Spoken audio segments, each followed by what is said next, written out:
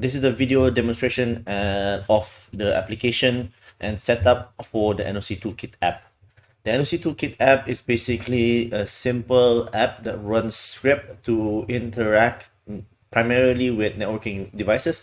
And there was also an additional requirement just to do some simple process cert validation with Microsoft and producing a simple Excel sheet pre-formatted for their daily report. As you can see in front of you right now, this is basically the network environment that's emulated, not the actual production network. So there's 4 routers, a switch, and this is all run in GNS3. In GNS3, basically we have my virtual machine running GNS3 server version 2.2.0. In this virtual machine, it houses all the Internet Operating System, the iOS images for Cisco, which closely resembles the production network's networking equipment. Of course, there's going to be some variants here and there for the actual script that's going to be run on the production network, but it closely resembles what is being done in this lab. So with GNS3, we have the virtual machine, and also we have the actual environment itself. So as you can see here again, there's the 4 routers, the SVS router, the service router, the edge class, which is high capacity line of sight router, the SAT router, which is the satellite router, and your iNet router, which is your iNet, your internet router. Again, this is a very simplistic view of a production network for basically an ISP for SATCOM providers. To access this network, because this is again a separate network within my computer, a virtualized network or an emulated network, we actually have to add a route to the machine to tell it how to actually reach this network. So we have our command prompt. Similarly, in an actual production network, if you wanted to add an additional route, or there's 2 default gateways or your multi-home, you can actually do this as well. But in the case of the production network, there's only 1 router or 1 default gateway for the machine. So to add this, we're just gonna say, I've already had it saved, so we're just gonna add it here. So route add the network address, which is 10.10.0.0, the mask is 255.255.192.0, and the next hop would be 192.168.100.150. This is actually the interface that holds for the VM NIC. So the VM NIC has this interface to allow it to go into the virtual machine. So we're gonna add it here. So it's already added. Just to make sure it's in we say route print, and we want to see just the IPv4 addresses. And what we can see here, we have, let's see, 10. This is the one we wanted. Again, you don't have to worry about the metric and everything. This is just how we want to set up to be able to reach our virtual network. Okay. So that's just the basic setup to have this running. So the first portion of the demonstration is going to be just focusing on the networking aspect. So from there, this is how we will set up in the actual production network. So I have my NOC Toolkit app. I've already made a batch file for it to actually run the Java file. So to make it simpler for the NOC individuals or the operators, we're going to create a shortcut. We're going to copy the shortcut and paste it on the desktop. Just to be sure that everybody knows what this shortcut is, we're going to alter the icon. Don't worry about this. This is basically saying it doesn't contain any icon. So we're just going to pick an icon. For the production, they actually have their own icon sets. So it's not this particular icon, but we're just picking this icon just to make it distinct. And then we're just gonna alter the name, and that's it. Okay, so simple enough. We want to execute this. We just double click, and it'll open the NOC Toolkit app. From here, you can see we can just say continue, and it'll present you with 2 options. One option is for the network function, which we are going to do first, and the second option is system functions, which I said is basically just a check process and some cert validation for processes that checks with Microsoft if the cert for that process is valid. So we're going to go to network function. The first few options are presented here. We have clear net, which is network address administration, reset interface for iNet router, set divert route, which you're going to divert all the routes to iNet router, and revert route is going to change back all the routes back to the original setting. So for clear net, if we go into our router, this is for the SVS router. So if you're going to say clear net, we go here. If we say show IP net translation at this current moment, of course, there's not going to be any net translations because there are no traffic being generated. In a production network, there will constantly be traffic. So for this one, I've already created a simple Python script that's additional to the deliverables. So we're going to open our Visual Studio Code, and I'm just going to do a simple ping for every one of them. While this is running, you will see all it's simply doing is just pinging Google, and then you will see here it also spits out the routing, the network address administration, which is the inside global, inside local, and outside local, outside global. We're not gonna discuss that what that means, but basically it's just doing a network address administration from your internal network to the external network. From here, we can also verify here, show IP net translation, and then we have our translation. So the first one is going to be clear net. So we're going to go clear net. The progress bar will indicate if the process is running. And then once you have the clear net, you see here display current net, which is what we had here. And then display after net, it's empty. So if we go here, we say show IP net translation. There is no IP net translation. So we've successfully cleared the net, the network address translation table. So next is reset iNet router. So we're gonna do iNet. Okay, from here, it's very simple because it's just resetting that interface. It's gonna flap it from administratively down and it's gonna bring it up. So for us to do that, we're just simply gonna say reset iNet router. And we'll also see that it'll do a few things in the background for that particular router. Okay, the routing process for the routers is OSPF. So once the interface is down, of course, it's going to tear down the neighbors. The neighborship's going to be down. So you can see here, neighborship's down. Then you will notice that administratively down. That means it's shut down. Then you bring it back up because we're just resetting the interface, just flapping the interface. And this is the user that did it on v2.0, and this is the IP address. Once it's back up, you'll see that the OSPF neighborship went from loading to full. So we know that this works, the reset interface iNet router. So divert route and revert route. So divert route means basically every router has a direct connection to SVS router. Direct connection to SVS router. In certain cases for the production network, whether they might be on a vessel, or they might be an oil rig, or they might be on another platform, they might require to change the routing table or change the route rather than going directly to the SVS router due to some considerations, maybe financial considerations, or maybe distance consideration, quality, and so forth. It's up to the production network to decide, or the operators to decide. So if we go here, we'll see that all of this, if we ping 888 or do a trace to 888, which is Google DNS router, let's say here, I've done it before, it's going to go to one hop, and it's going to go to 192.224.2. So basically this means if you look at the IP 34.4 is SVS router. So if we go to set router and perform the same thing, set router, first we're going to ping 8.8.8.8. There, we're going to do trace 8.8.8.8. And you can see here, again, it goes to 10.10.24.4, which is SVS router. Once we do the divert, it will divert the route as well.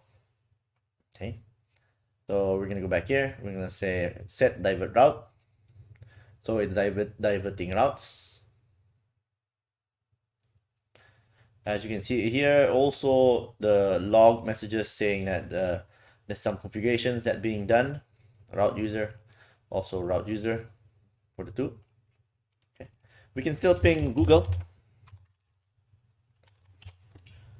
Okay, Google successful, but when we do the trace right now, you can see that the trace no longer directly goes to port. It actually goes to one, which is iNet router. Similarly, if for HCOS, it will go to SAT router goes to iNet router, because routing is hop to hop basis. So let's just verify that really quick. We can ping 8 and we do trace. As you can see here, again, it goes from HCLOS to the HCLOS to SAT to iNet, and then it goes to SVS router. You can verify that if you look at the topology, network topology as well. Okay. Again, this is what we're doing manually, but in terms of the production network, they do have an NMA, which is a network management appliances, or simple SNMP consoles that actually tell any activity or any changes that's been done to their production network. So this is just a manual verification that's done by actually having a console connection to the device. But in actual production network, they do have a monitoring system that will alert them separately. So if this were to not work, again, the monitoring system will then let them know that somebody did log in, or a login attempt was conducted, or if it doesn't have connection, the device will also produce an error. Just to say. Okay, now we've done this, we want to revert back. So once, let's say, the ship has already docked, or the ship is now within range of their desired connection mechanism, and we want to revert it back. So we can go back here, we can say revert route. So reverting the origin route, this is the command that's being pushed in. Okay, now the routes are back in place. So if we notice here, the routes were going to iNet router. Now let's go and try to ping 8, and we do a trace. As you can see, now HCLOS is going directly to SVS router, and we're going to do the same thing here. It goes to the SVS router also directly as well. The reason why I'm cutting the trace short and it's not tracing directly to 8.8.8, because my virtual machine also has a firewall, and there's also a few other firewalls that's stopping it from actually showing us useful information. It's just going to be a bunch of stars. So I just stopped it here, because the main point here is just to see that the route did change and divert from the HCLOS router directly to SVS to exit, to egress the network. And when we change it to the divert route, HCLOS goes to the SAT goes to iNet. So it just basically shows the point. This just shows the point that the change has been done. Okay. That's it for the networking component of the toolkit. And we go back. Once we go back, now we have the system functions. There's one or two things that needs to be done for the system function. Primarily, we have to allow script execution. If it's for the production network, if it's in a Windows domain, the domain administrator has to probably do something with the group policy objects to allow for this particular script to run. Safely enough, on some of the vessels, it's just a standalone PC, so the procedures done here is quite straightforward, and it's not a PC that's connected to any other internet or security concerns. So we have PowerShell, right? To allow it, I have get execution policy list.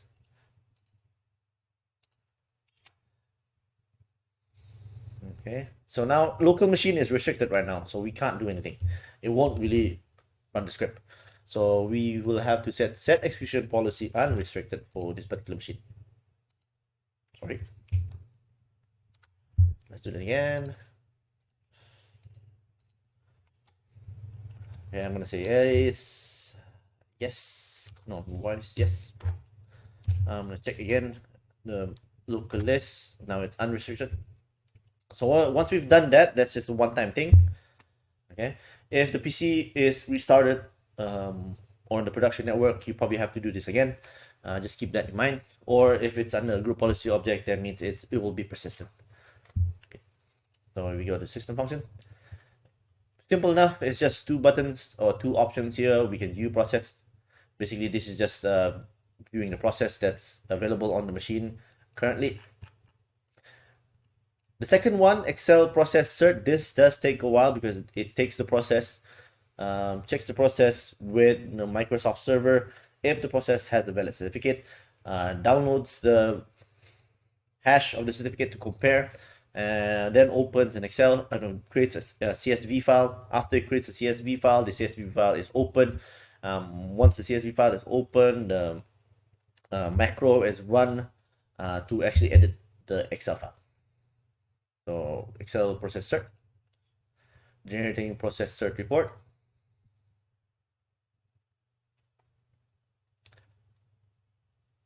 And once this is done, it's just a wait.